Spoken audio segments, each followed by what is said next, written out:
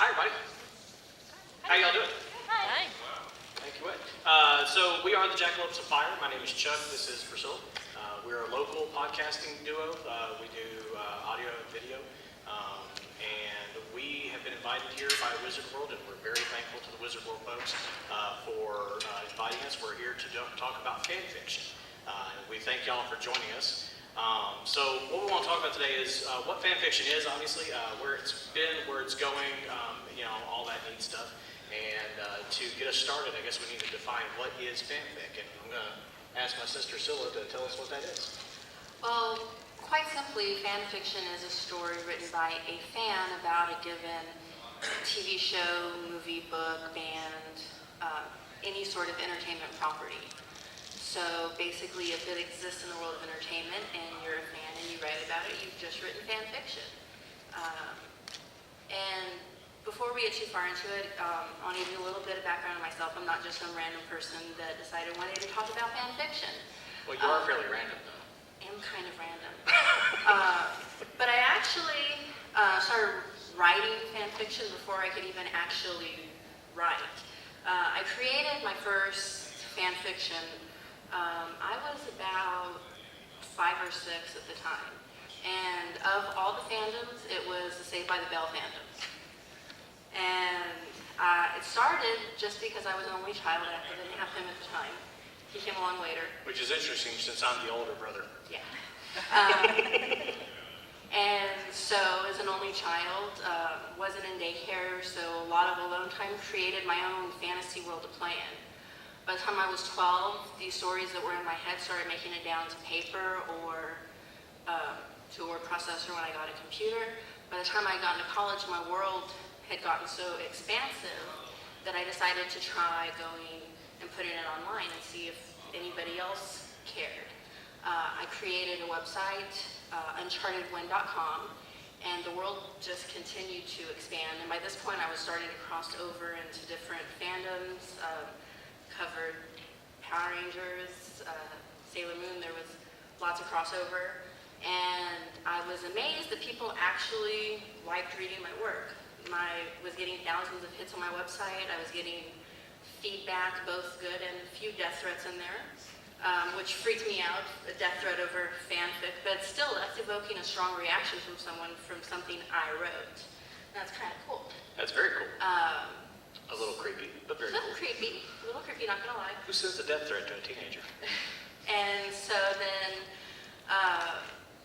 sometime in the last few years, I kind of started to get away from the Uncharted Wind stuff. Everything's still archived there, but I moved more towards DC Comics fan fiction and kind of dabbled in it. And then New 52 came along, and all the characters that I loved no longer existed, or at the very least were unrecognizable. So then characterization became so important to me, and I got into it in a whole new way to keep the characters I loved alive. It wasn't just extending their universe anymore, it was just keeping them around. Right. So that's my background. We're very bitter about the New 52. Very good. If you listen to our podcast, I've spent many, many hours venting about Stephanie Brown. Or the lack thereof. Or the lack thereof. So that's where my background comes from. And first and foremost, although I do write fan fiction, I'm a writer. I don't sit down and go, okay, I want to put myself in the story and here's what's going to happen.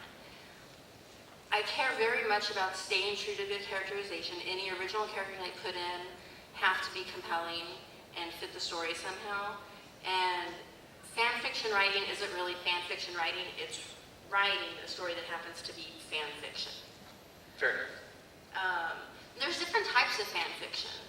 It's been very stigmatized to the point where I know when I tell people I'm a writer, they're like, oh, well, what do you write? Fan fiction. You see the eyes roll back. Because it's not taken seriously. And it is a serious form of writing, as much as anything else is, if it's done right. And there are different types of fan fiction that have given it a stigma, starting with I know you're not a fan of this term, but it's termed self-insertion, or as Chuck likes to say, self-inclusion. And I don't know who came up with that term, but that's the most ridiculous term, self-insertion. It makes me giggle because I'm a 13-year-old child. It's inclusion. we'll go with self-inclusion for our purposes to keep Chuck from giggling. So basically, self-inclusion is where you are a 13-year-old kid and want to be in the story with your character, so you write a character that's basically you, and then you write a story with existing characters.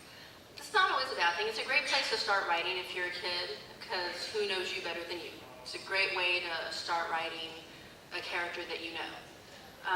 Where this becomes a problem is when you write what is referred to in the fan fiction community as a Mary Sue. This term actually comes from a Star Trek fanfic that was written way back in, I think, the 70s, and my character was named Mary Sue. She was perfect in every way. And I'll have you know, I was born in the 70s. Saying way back in the 70s is a little offensive. I was born I'm not that old. I was born in the 80s. I wasn't around. I'm kidding. Go ahead. So, a Mary Sue is someone that is perfect. She gets along with everybody. Everybody loves her. It doesn't have to be a her. Typically they are, but they can be male too. And nobody wants to read a perfect character. They're not compelling. There's no characterization. There's really no room for character growth because they're already perfect. So what's the point?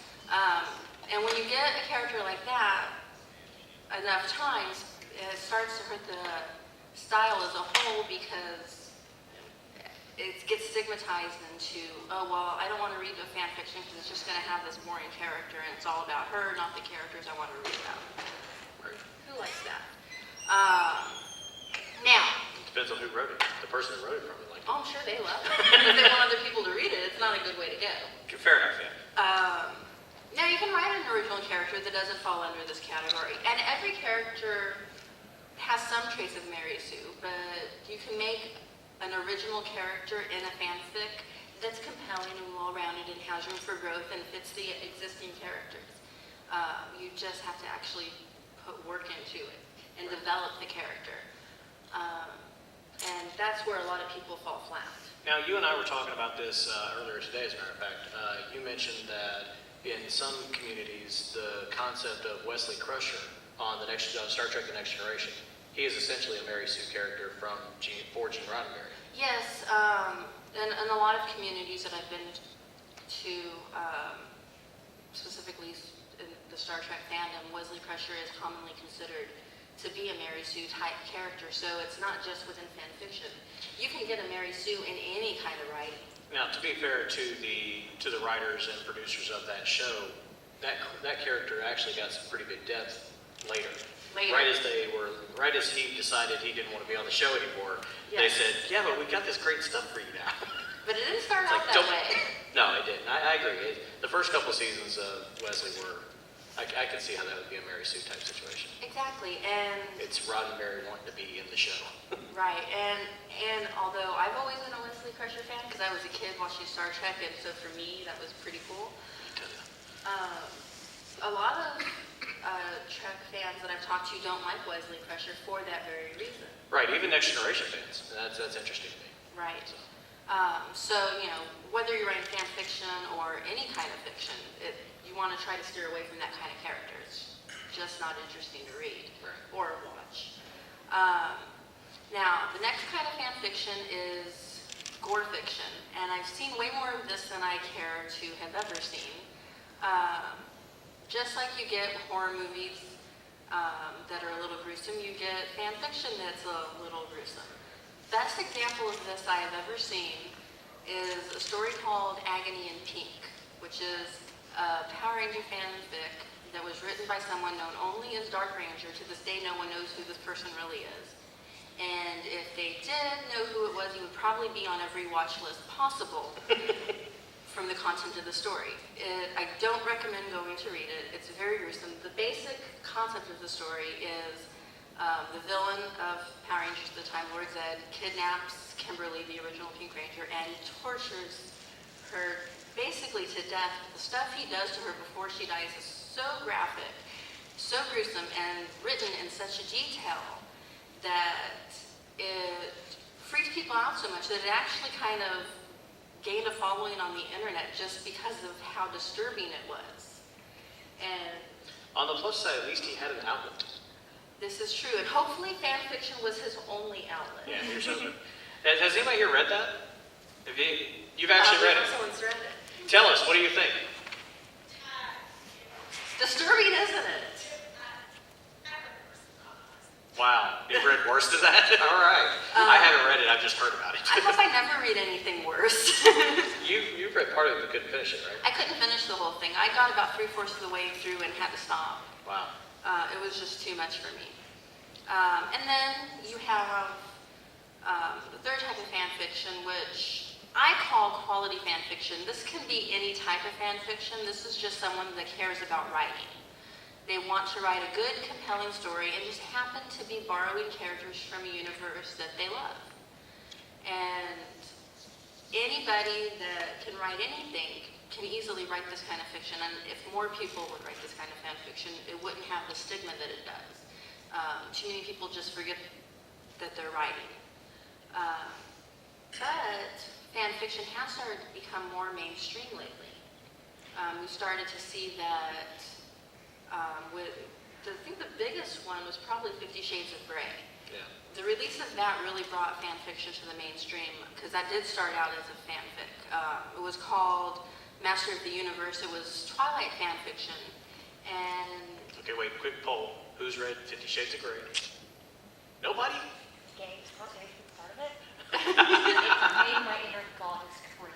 I was laughing so hard I had to put it down. See, I want to read it just because it seems to be, it's going to be a very humorous thing.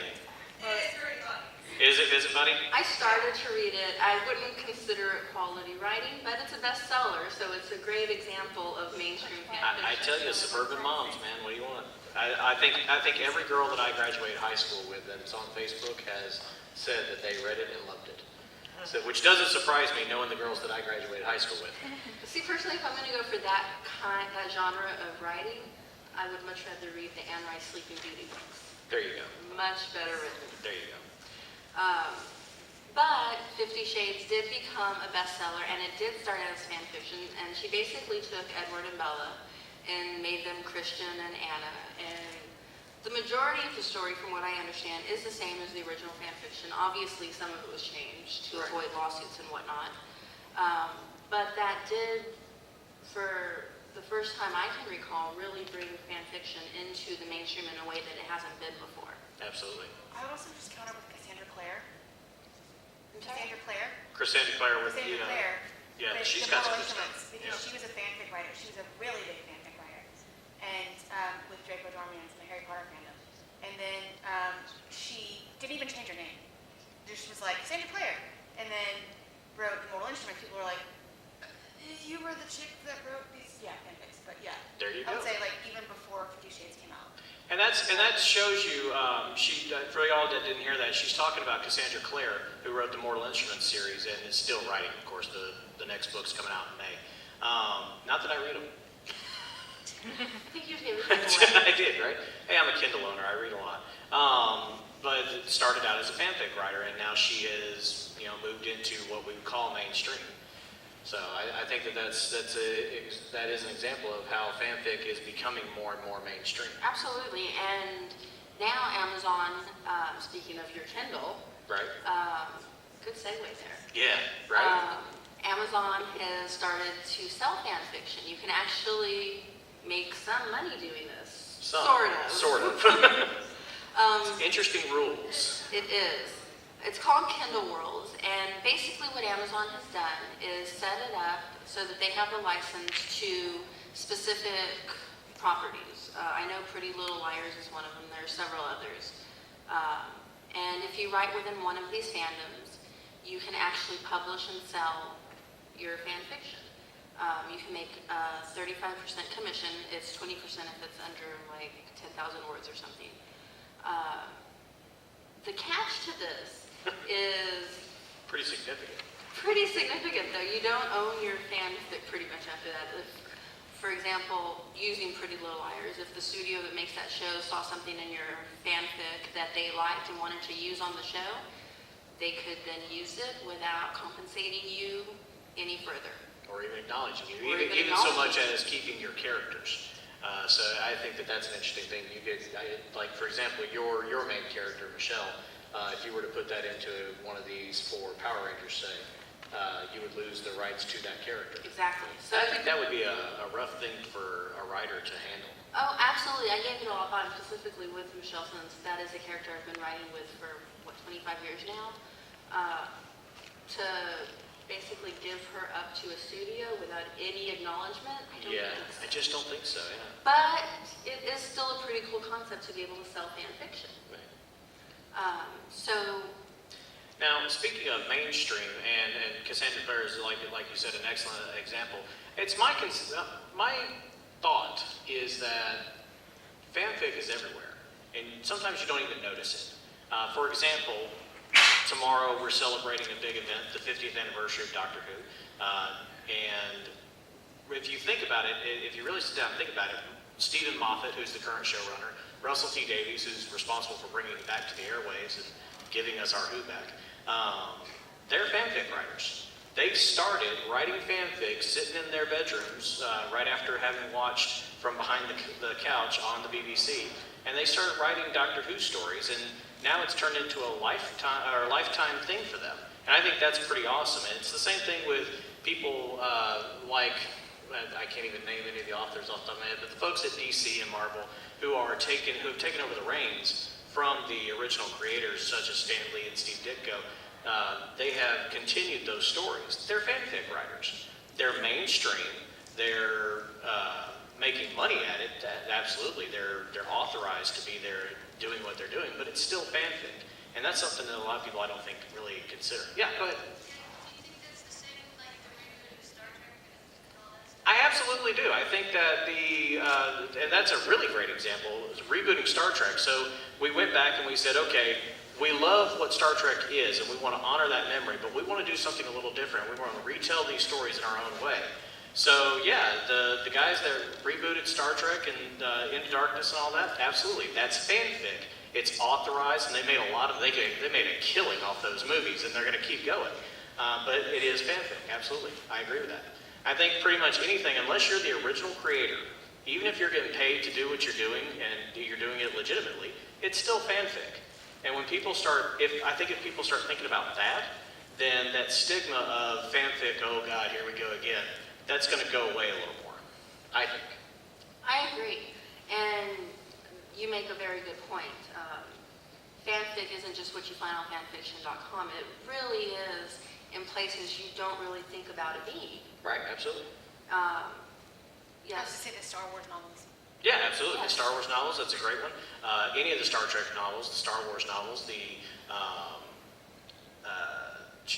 pretty much anything that is not done by the original creators of whatever it is. Whether it be Castle, which is another show that I love, and of course those books are not technically fanfic, but if somebody else were to take over those, the guy, Jeremy Deaver, he's writing the new 007 novels. Those are fanfic. He's getting paid to do it, but it's fanfic. The guy that took over for Robert Jordan, when Robert Jordan passed away, the guy that finished The Wheel of Time, technically that's fanfic if you really think about it. He's a fan of the genre, of the material itself, and he took and finished off that story. And I think it's a great thing. If you haven't read The Wheel of Time, you need to. But it takes a while. It's a long series of books. There's like 14 of them, right? Or Yeah, I believe the last count was 14 books. Finally finished it off, and then of course Jordan died right after the 11th book, so before he could finish it off, which was a shame. I was really sad to hear Robert pass, but I'm glad they got somebody good to finish it off. It turned out to be a really good ending. So, but anyway. But yeah, fan fiction really is everywhere. It's not called as such, but if you look at the technical definition of what it is everywhere. And fan fiction isn't good or bad, it's a style of writing. Absolutely. Now, out of curiosity, anybody in here writing their own fanfic? There you go. Are y'all getting a lot of hits on your fanfic? Are you sharing it with the world? Doing my best. Doing your best? Yeah. Y'all met doing fan fiction together? That's awesome. Very cool. Yeah.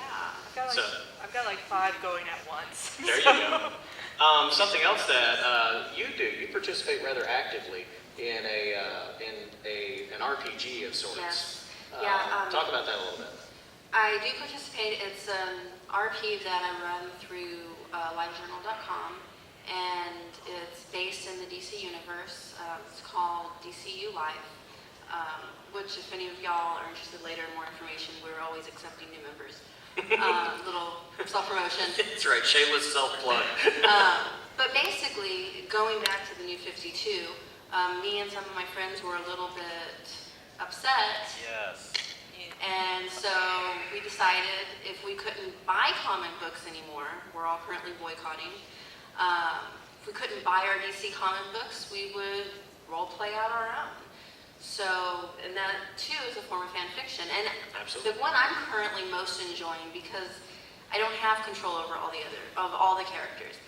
There's no original characters in it. It is only characters that have been in the DC universe. And I have certain ones that I play, and they interact with my friends' characters, and that's fun because you never know what's coming. You can write something and another character have a completely off-the-wall reaction that you didn't anticipate, and it changes the course of everything. Now, I've read a few of these. I don't participate myself because I'm not creative enough. I'm more of an on-the-fly kind of guy. I can't sit down and type things You really are. Um, I'm the one that plans and... Yeah, I like shooting from the hip. It's interesting to see not just what they're writing, but the reactions of the people who are playing these roles going, oh no, your character would not have done that. And we do. They call each other on their BS. We're really good about helping each other stay in character. Stay in character, Because yeah. it is easy to get lost when you write a character for the character to just sort of do their own thing. And it does help to have other people keep you in check and go, wait a second, Clark wouldn't do that. So that helps too when you're working with other people. And sometimes it does involve us having to go in and do some quick edits and rewrite some sentences. You know, it's interesting. I just had that reaction about Clark not too long ago. Really? Yeah, that picture of him and Diana kissing. Right? It's supposed to be Lois and Clark. That's right. It's always been That's Lois and it. Clark. Bring me back to Lois and Clark. I miss Dean King. Right? So yeah, we're very bitter about the New 52. Not gonna lie.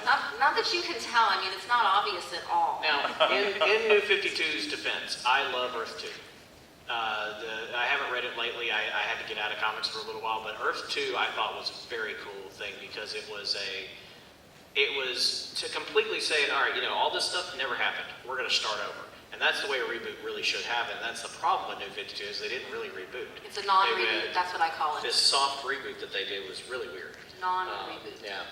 But again, to give them credit, all those writers, they're writing fanfic. They're doing what they love. They're doing what they're very passionate about, and doing the best they can. I think. Oh, I don't Under blame the stringent. I don't blame any of the writers for New 52. It's all Dan Didio. Blame Didio. Blame That Didio. is my hate Twitter hashtag half the time. Hashtag blame Didio. We have actually, or she has actually written a song to the tune of Plain Canada from South Park. It's Blame Didio. It's I we're wrote not the going to whole perform it thing right now, out. but it's actually very funny. Yes. One of these days we need to do that. We need to record that on camera. And do It Blame needs to Didio. go on JoF TV. There you go. It really does. So anyway, questions, comments, throw them at us. Go ahead. Have you or anyone that you know that writes fan fiction ever been contacted by the original creator? And was it like a negative reaction or a positive reaction? If so, Thankfully, no, I personally haven't. I'd love for someone to say, hey, we like what you do, come work for us. But I actually know of one. You do? I know of one that was doing DC fanfic. It was back when I was in college, the first time. I've done college twice. The first time I was in college, somebody was doing a DC fanfic and actually got a cease and desist. That's what I'm thinking I've never done. And I think part of that is because that they were advertising it a little too steadily, and they were actually making money off their website. Oh, well, there you go. Yeah. Yes. Is that the main way that he got busted? Because I'm doing fan fiction for some of the DC universe because Right, and DC has made some awful choices. yeah, and now remember, this was back in the 90s, so this was right around, it was just a little bit after the death of Superman and Batman's back being broken. So DC was top of the world. Back Some of when the they best did writing quality at the stuff. time. Yeah, exactly. Some of the best DC work ever was during that time frame. So it was because he was making money and almost detracting from what DC was doing.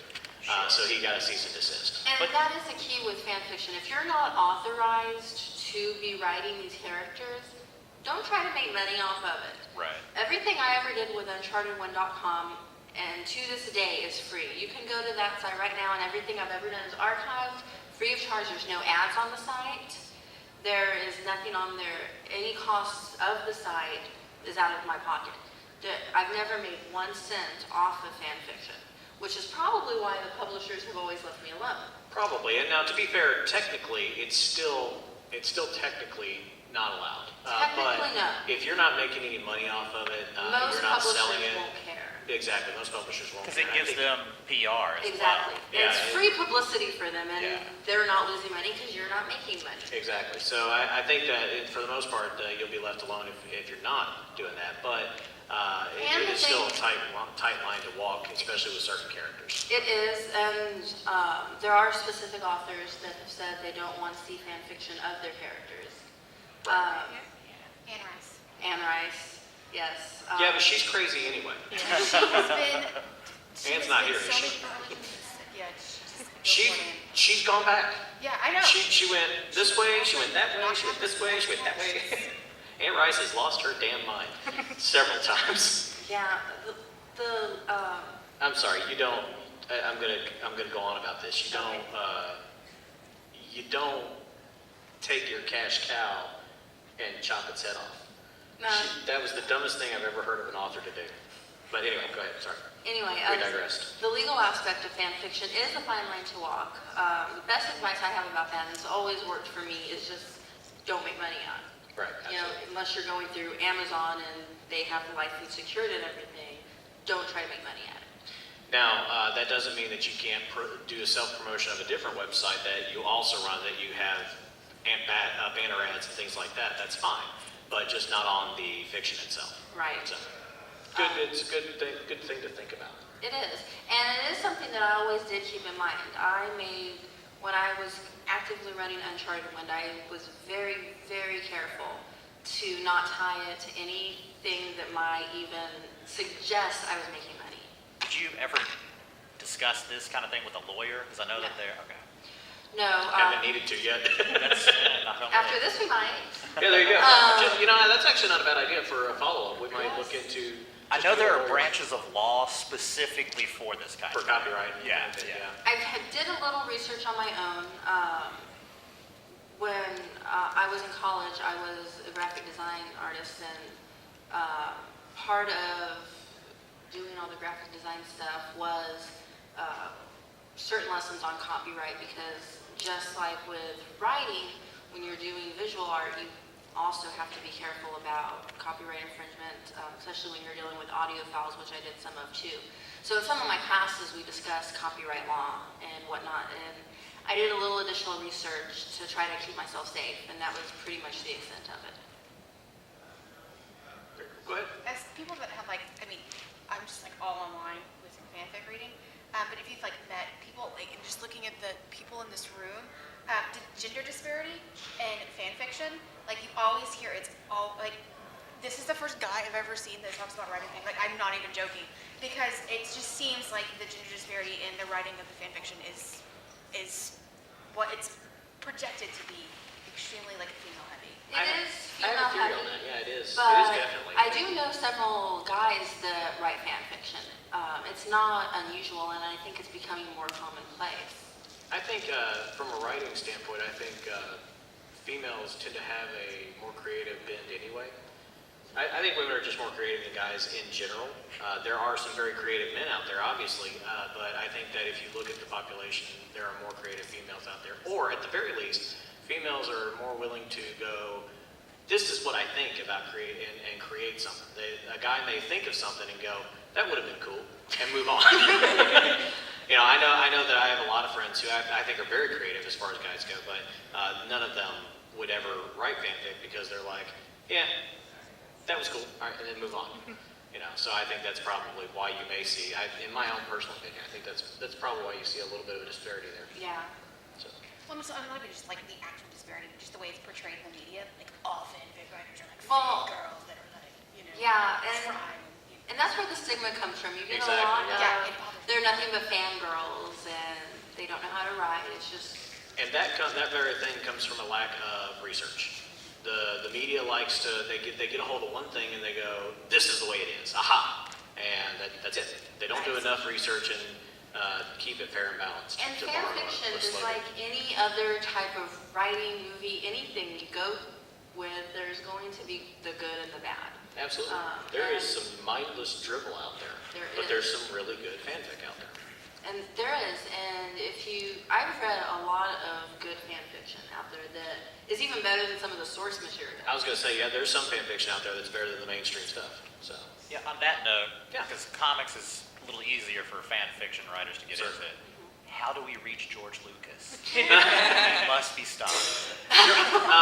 I actually had that question a couple of weeks ago, and I was talking about it at work, and we've decided that the only way to reach George Lucas is through billboards. That's brilliant. I love it. So what we're going to do is we're going to take up a collection, spend the next year or so taking up a collection. We're going to put billboards all over Southern California, and specifically around Skywalker Ranch, and just pepper it with, stop it, damn it.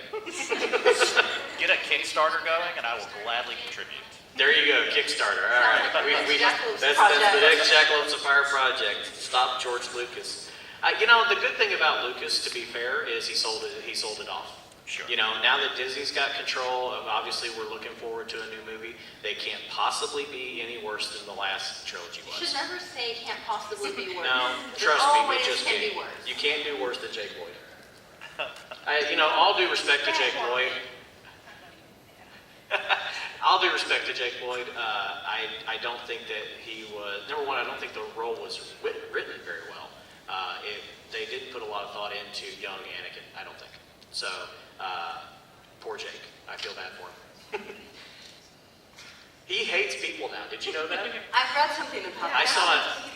His entire life just folded. Yeah, exactly. Yeah. I feel bad for the guy because his entire future is ruined because of that one freaking movie. Poor guy. Hey. And he was excited when he got the role. Yeah. It's like, I get to be Darth Vader? What do you mean I can't wear the mask? I want to wear the mask. Although I will say this. I'll say this about the Phantom Menace. The coolest thing about the Phantom Menace, in my opinion, and it's not Jar Jar, it's not. It's the poster. With Jake standing there and the shadow of Darth Vader. I think that's cool. That was good. But that's graphics. That's not... Yeah. Anyway. Can George Lucas be considered a fanfic writer? Is he a fan of his own work? He's come full circle. That's right, we've come He's full gone circle. from creator to bad fanfic. Yeah. I think some- Exactly. It's bad fanfic. I think some of the stuff is probably worse than fan fiction. Yeah. So I felt like the Harry Potter epilogue. I felt like it was bad fan fiction. What's that? The Harry Potter epilogue, at the end, I was just like, it felt like fan fiction. I was just like, I'm reading this, and I'm like, seriously, I think I read this like 2 years ago when somebody was like, so the series was gonna end. That's how I felt reading Harry Potter. But anyway, so we're running out of time. We are getting down to that wire. Any more questions? Questions, comments, concerns? Go ahead. Do you think fan fiction that is based on public domain works and can technically make money for the author, do you think that earns a little more respect than fan fiction that you can't charge for because of the legal aspects? I think it absolutely does. And a prime example of that very concept would be Tim Burton's Alice in Wonderland. I think that if you really think about it, that is a fanfic. It is Tim Burton's reimagining of Alice as an adult, and because Alice is public domain, and I think that it really is. It has a general sense of, well, that's okay. That's a classic. Let's do good stuff with a classic. Well, If he had ruined it, it wouldn't have been accepted. But it's Tim Burton. What's he gonna do? Exactly, He that can't was ruin Tim it. Burton. I don't think that it would actually be any more respected from your typical everyday writer. I think it all depends, and this gets back to what we were saying earlier. It all depends on how well it was written. There's my alarm. That's my 5 minutes to go. I think it all depends on how well it's written, on whether or not it's going to be more accepted. But the concept of it being public domain means that you don't have to worry about it being infringing on anybody's copyright. So it's got that one less step of being the traditional fanfic. One less step, but I don't know that it's any more respected. You know, if you post something on fanfiction.net, I think it's going to have the same stigma regardless of what you're writing about. Yeah, absolutely. If anything you write today, if you put the word fanfic or fanfiction on it, it's going to have that stigma immediately. Part of the reason I started my own site, I didn't want fanfic or fanfiction in the URL that I sent people to read my work. Right. By sending them to uncharted1.com, I could go read my writing. Here it is. That's amazing. So you know what happens? They get to your website, they type it in, they go to the website, and they go, crap, I got snookered into fanfic. And it's oh so obvious as soon as you get to my banner. I've really done is. the photoshopping and all that stuff. All right. Well, folks, thank you so much for joining us. This is a hoot. This was our first live thing, and we're having a great time. Thank you so much. Thank you all. And thank you to the Wizard World folks. Yes, well, thanks for having us. And if you liked what we had to say, please visit our website at jackalopesofire.com and check us out. We do podcasting. We are moving into more of a visual thing. We've been doing video casting on YouTube for almost a year now, or a little over a year actually, because it was before I went to the hospital, right? Yeah. Yeah. So a little over a year now, we've been doing video casting, so that's kind of what we've moved to. So check us out, jackalopesofire.com, and thank you for your time. Y'all have a Thank great you. day. Enjoy the rest of the con.